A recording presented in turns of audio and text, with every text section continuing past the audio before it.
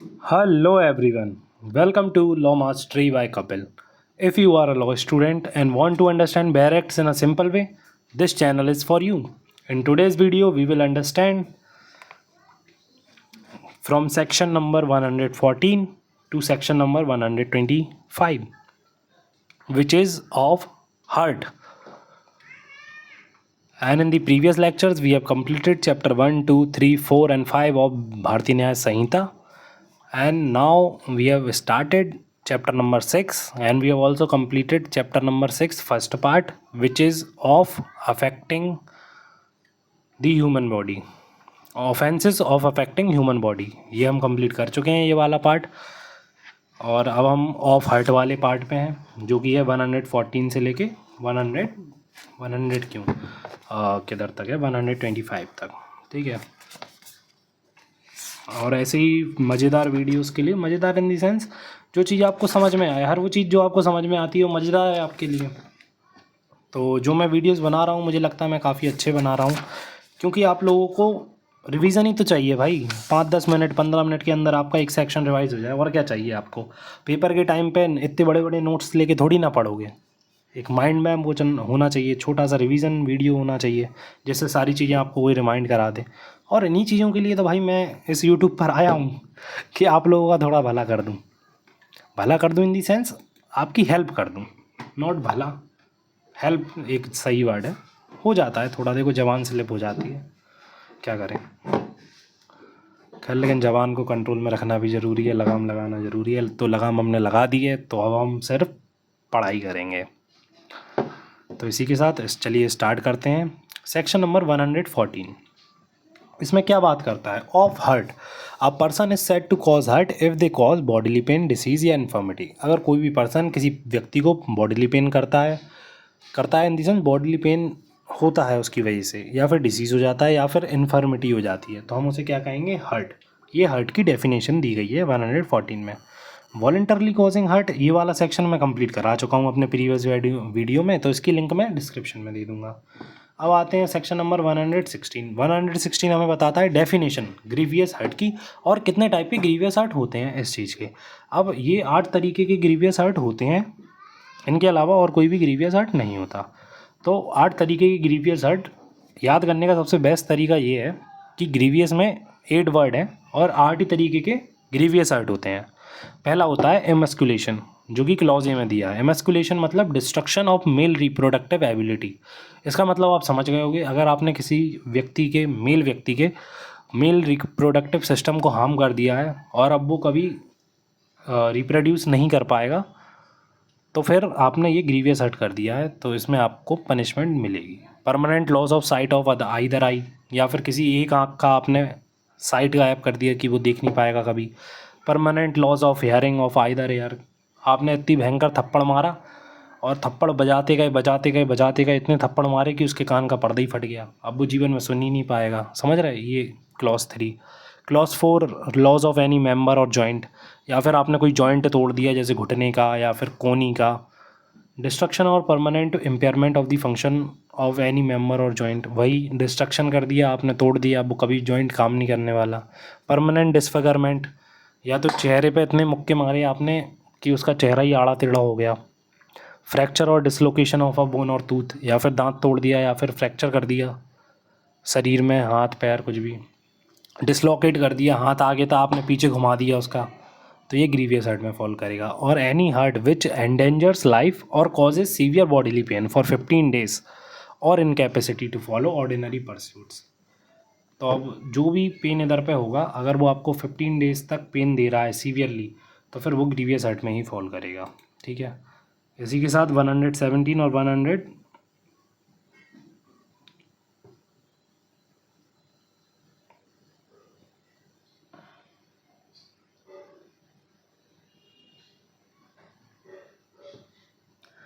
और ये भी शायद एच वाला जो है, ये 1 2 3 4 5 6 7 8, हाँ, ऐसी कोई भी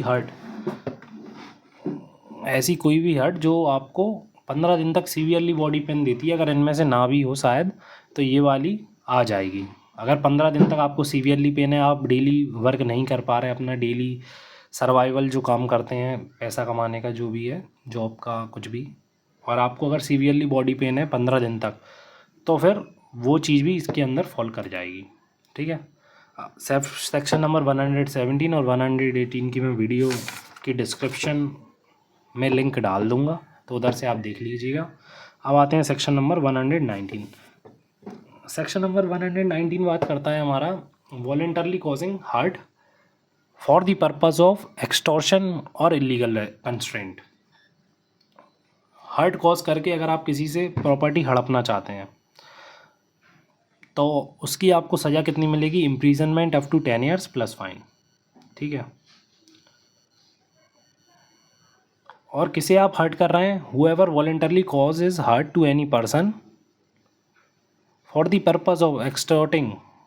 किस लिए हर्ट कॉज कर रहे हो? जिससे उससे एक्सटॉर्ट कर सको पर्सन से valuable security property from the sufferer और any person interested in the sufferer. अब जिस पर्सन को आप बांध के उससे सफ़र करा रहे हो, उसे टॉर्चर कर रहे हो, हर्ट कर रहे हो, उसे इसलिए हर्ट कर रहे हो जिससे जो पर्सन उसमें इंटरेस्टेड है वो आपको प्रॉपर्टी दे दे, वो आपको वैल्यूएबल सिक्योरिटी दे दे। समझे? एक पर्सन को तुम मार रहे हो, अब इस पर्सन में कोई दूसरा पर्सन इंटरेस्टेड है, क्योंकि उसका परिवार वाला हो सकता है, लीगल रिप्रेजेंटेटिव हो सकते हैं, तो आपने कहा इस पर्सन को मैं ऐसी हर्ट कॉज करते रहूँगा अगर आप मुझे इतना पैसा नहीं दोगे, इतनी प्रॉपर्टी नहीं दोगे, वैल्यूएबल सिक्योरिटी नहीं दोगे। समझे? तो इसमें आपको मिलेगी फर्स्ट क्लॉज में imprisonment up to 10 years plus fine. और अगर आपने ग्रीवियस हर्ट कॉज कर दिया तो इम्प्रीजनमेंट फॉर लाइफ और imprisonment up to 10 years plus fine. ठीक है। इम्प्रीजनमेंट फॉर लाइफ भी मिल सकती है क्लॉज 2 में। तो इसी के साथ आते हैं सेक्शन नंबर 120। सेक्शन 120 हमारा बात करता है वॉलेंटरली कॉजिंग हर्ट और grievous hurt to extort confession और compel restoration of property. Voluntarily causing hurt for extortion of confession और कंपल्सन। कन्फेशन का मतलब आप समझ गए हो, किसी से कोई चीज़ कन्फेस कराना, कि वो आपके सामने उगल दे कि उसने ये चीज़ कही है, या फिर कंपल्सन। ठीक है। whoever voluntarily causes hurt to any person for the purpose of extorting from the sufferer or any interested person a confession or information leading to detection of an offense or misconduct or constraining the sufferer or any interested person to restore property or valuable security or to satisfy any claim or demand or to give information that may lead to restoration। अब इसका मैं example दूं, जैसे ए police officer tortures Z. अब ये police officer है, वो torture करता है जेड को उससे कन्फेशन निकलवाने के लिए, तो गिल्टी होगा अंडर दिस सेक्शन। क्यों होगा गिल्टी? क्योंकि आप उससे कन्फेस करा रहे हो ना कोई चीज़। जैसे एक रेवेन्यू ऑफिसर है, वो टॉर्चर कर रहा है जे को, जिससे वो जेड जो है उसकी पेमेंट दे दे, तो इधर पे गिल्टी फॉल होगा। क्यों होगा? क्योंकि भाई तुम उसे हर्ट कर रहे हो।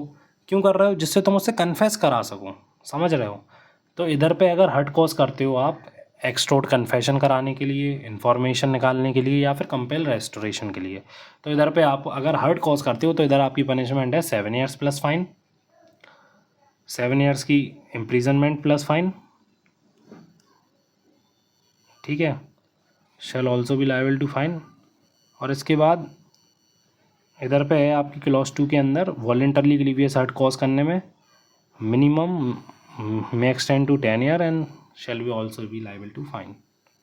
ठीक है। अब आते हैं सेक्शन नंबर 121 पर। सेक्शन 121 हमारा क्या कहता है?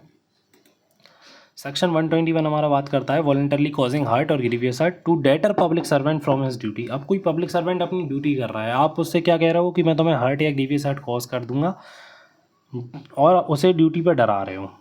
किस लिए डरा रहे हो? कि मैं तुझे वॉलेंटरली कॉजिंग हर्ट कर दूंगा। पर्पस आपका कुछ भी हो सकता है। whoever voluntarily causes hurt to any person being a public servant।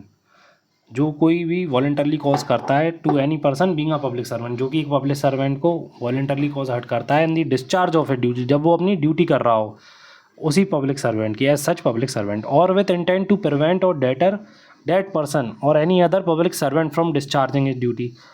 और किस लिए कर रहे हो? इंटेंशन क्या है आपकी? प्रिवेंट करना और डेटर करना एनी अदर पर्सन जो कि पब्लिक सर्वेंट है from discharging his duty as such public servant. जब भी वो अपनी ड्यूटी डिस्चार्ज कर रहे हैं, काम कर रहे हैं, आप उन्हें, इंटेंशन आपकी यही है कि वो अपने काम को ना करें या फिर अपना काम छोड़ दें, इन दी सेंस वो उस एक्ट को ना करें जो भी वो करने जा रहे हैं। और in consequence of anything done, अगर आपने इनमें से कुछ भी किया और अटेम्प्टेड टू बी डन, या आपने अटेम्प्ट भी किया in the lawful discharge of a duty, आपको ने उससे लॉफुल ड्यूटी करने से रोका, as such public servant shall be punished with imprisonment of either description for a term which may extend to 5 years minimum और with fine और with both. ठीक है, क्लॉज 2 में भी वही सेम चीज़ हुई है, वही आप कर रहे हो जो ऊपर वाले में है। तो इसमें आपकी पनिशमेंट है ग्रीवियस हर्ट की, lawful discharge which shall not be less than 1 year but which may extend to 10 years and shall also be liable to fine. इधर पे ग्रीवियस हर्ट है, ऊपर वाले में हर्ट था। अब आते हैं सेक्शन नंबर 122 जो कि हमारी बात करता है वॉलंटरली कॉजिंग हर्ट और grievous hurt on provocation. Provocation मतलब आप खुद प्रोवोकेशन में आकर कुछ भी एक्ट करते हो तो वो इसी में फॉल करेगा, वॉलंटरली कॉजिंग हर्ट और grievous hurt on provocation. The section is subject to the same proviso as exception 1 of section 101। जो 101 में हमने सेक्शन पढ़ा था मर्डर का, उसमें जो पहला एक्सेप्शन था वही एक्सेप्शन इधर पे है, उसी की बात हो रही है। Which means the grave and sudden provocation. और ग्रेव एंड सडन प्रोवोकेशन अगर कोई आपको दूसरा प्रोवोक कर रहा है तो वो ग्रेव एंड सडन प्रोवोकेशन में फॉल करेगा। लेकिन अगर आप सॉर्ट या फिर खुद वॉलंटरली प्रोवोक हो रहे हो by the offender nor arise from act done in the lawful exercise of authority और सेल्फ डिफेंस। अगर आप सेल्फ डिफेंस भी नहीं कर रहे या फिर लॉफुल एक्सरसाइज भी नहीं कर रहे ड्यूटी का और खुद ही सेल्फ प्रोवोकेट हो जा रहे हो, सेल्फ प्रोवोकेशन हो जा रही है और आप किसी को वॉलंटरली कॉजिंग हर्ट कर दे रहे हो, ग्रीवियस हर्ट कर दे रहे हो, खुद ही प्रोवोकेट होके, किसी ने आपको फोर्स नहीं करा, किसी ने आपको ग्रेव एंड सडन प्रोवोकेशन वाली स्टेट में नहीं पहुंचाया, किसी ने आपसे कुछ ऐसा कहा ही नहीं जिससे आप ग्रेव एंड सडन प्रोवोकेशन में किसी का मर्डर कर दो, हर्ट कर दो, ग्रीवियस हर्ट कर दो। ठीक है, तो इधर पे हर्ट की पनिशमेंट आपको मिलेगी अप टू 1 month इम्प्रीजनमेंट और 5,000 फाइन और बोथ। और ग्रीवियस हर्ट अगर आप इस सेक्शन में कॉज कर दोगे तो उसकी पनिशमेंट मिलेगी आपको अप टू 5 years की इम्प्रीजनमेंट और 10,000 फाइन और बोथ। ठीक है, इसी के साथ आते हैं सेक्शन नंबर 123 पर, causing hurt by means of poison etcetera with intent to commit an offence. अगर कोई हर्ट कॉज कर रहे हो by means of poison with intent to commit an offence, offence commit करने के लिए। ठीक है, अब इधर पे पॉइजन का मतलब है इधर पे जो वो होते ना एसिड वगैरह, उसकी बात हो रही है।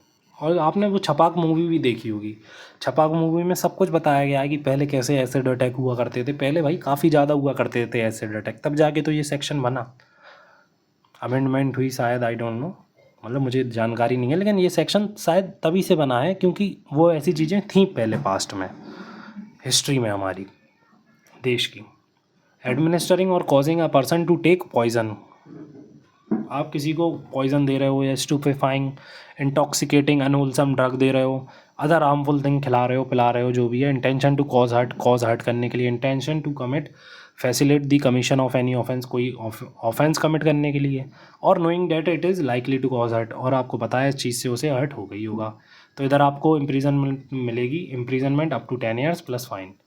ठीक है, अब अगर आप क्लॉज 1 में voluntarily causing grievous hurt by acid और अदर मीन्स से कर देते हो तो आपको मिनिमम मिलेगी 10 years to life plus fine, और जो फाइन मिलेगा वो फॉर विक्टिम को दे दिया जाएगा। ठीक है, अब इधर पे सेकंड वाले में है attempt to cause such hurt. अगर आप हर्ट कॉज करते हो, attempt to throw acid throw करते हो तो आपको मिनिमम 5 to 7 years की इम्प्रीजनमेंट प्लस फाइन।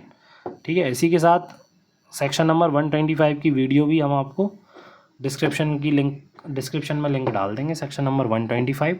और of wrongful restaurant and wrongful confinement की ऑलरेडी मैंने वीडियो बना रखी है, तो मैं दोबारा क्यों बनाऊँ, वो काफ़ी अच्छे से एक्सप्लेनेशन मैंने दिया हुआ है उसमें, तो उसकी भी मैं डिस्क्रिप्शन में लिंक डाल दूँगा। रॉन्गफुल रेस्ट्रेंट और कन्फाइनमेंट दोनों कंप्लीट हो गए, तो अब हमें कहाँ से स्टार्ट करना है, section number 128 of criminal force and assault. अब ये हमें नेक्स्ट वीडियो में स्टार्ट करना है, इससे पहले का हम सब कुछ कंप्लीट कर चुके हैं।